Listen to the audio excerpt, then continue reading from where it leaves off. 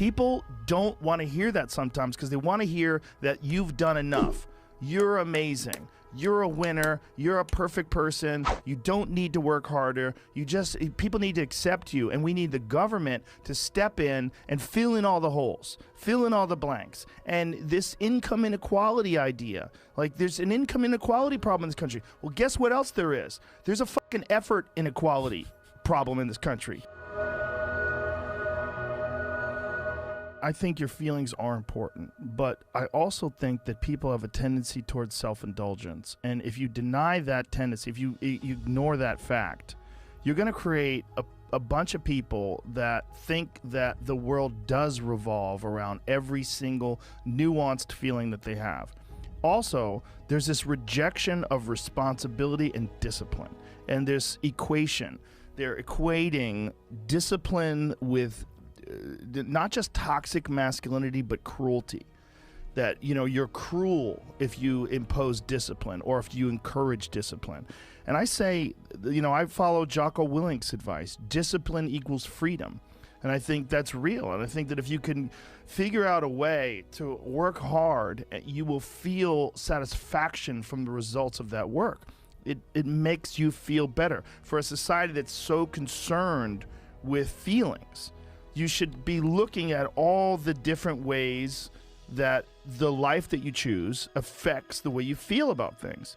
And if you have really accomplished goals and actually exerted discipline, done things that were difficult to do that you didn't necessarily want to do, but you knew had long-term benefits, that is a part of being like an actualized human. That's a part of being a man. It's a part of being a woman. It's a part of being a person who accomplishes things in life. And we're all engaged in this weird idea. And this weird idea is that you work and you get a certain amount of money for that, but the money's not proportionate to effort. It's proportionate to your thought process, how you find your way through things, what problem solving. It's basically a puzzle. And some people find an easy path to that puzzle. You invent something amazing, and then you're insanely wealthy. And people say, well, that's not fair. But it's not about fair. It's about reality. There's a thing that happened, and this one thing that this person created, he sold 1 billion units of this thing, and now he's got a shit ton of money. If you want a shit ton of money, you should figure out how to sell 1 billion units of something. And people are like, but that's that is reality. It's an uncomfortable reality for a person with no money and no success and no idea for a product that you're going to sell 1 billion units. People don't want to hear that sometimes because they want to hear that you've done enough. You're amazing. You're a winner. You're a perfect person. You don't need to work harder.